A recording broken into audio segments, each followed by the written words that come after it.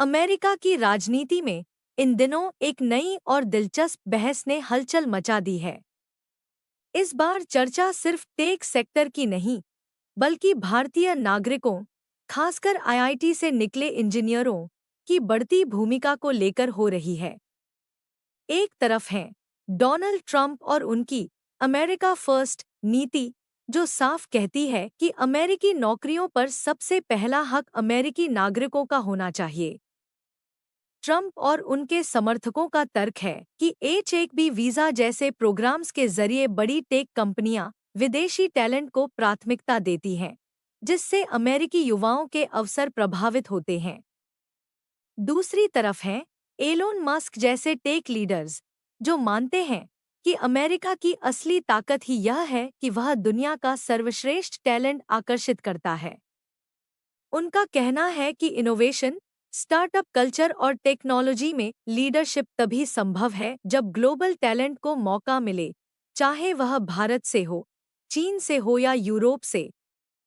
अब बड़ा सवाल यह उठता है, क्या आईआईटी जैसे प्रतिष्ठित संस्थानों से निकले भारतीय इंजीनियर सच में अमेरिका की टेक इंडस्ट्री पर हावी हो रहे हैं? क्या अमेरिकी युवाओं के लिए अवसर कम हो रहे हैं? या फिर यह सब चुनावी राजनीति का एक नया नैरेटिव है, जो इमिग्रेशन और नौकरियों के मुद्दे को भुनाने की कोशिश कर रहा है? अगर हम सिलिकॉन वैली की बात करें, तो भारतीय पेशेवरों की मजबूत मौजूदगी किसी से छिपी नहीं है। गूगल, माइक्रोसॉफ्ट और टास्ला जैसी कंपनियों में भारतीय मूल के सीईओ और वरिष्ठ अधिकारी अहम भूमिका निभा रहे हैं।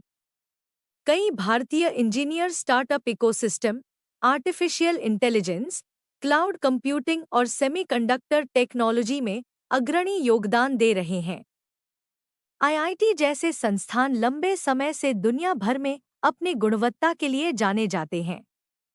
वहां से निकले ग्रेजुएट्स न केवल अमेरिका बल्कि यूरोप और एशिया में भी टेक इंडस्ट्री का चेहरा बदल रहे हैं। लेकिन राजनीति में तस्वीर अलग होती है। अमेरिका में जब भी चुनाव नजदीक आते हैं, तो इमिग्रेशन और नौकरियों का मुद्दा फिर से गर्म हो जाता है। अमेरिका फर्स्ट जैसे नारों के जरिए यह संदेश दिया जाता है कि विदेशी टैलेंट अमेरिकी युवाओं के अवसर छीन रहा है। हालांकि आंकड़े बताते हैं कि टेक इंडस्ट्री में कई ऐसे पद होते हैं जिनके लिए हाई स्किल्ड वर्कर्स की कमी रहती है। ऐसे में विदेशी टैलेंट उस गैप को भरता है।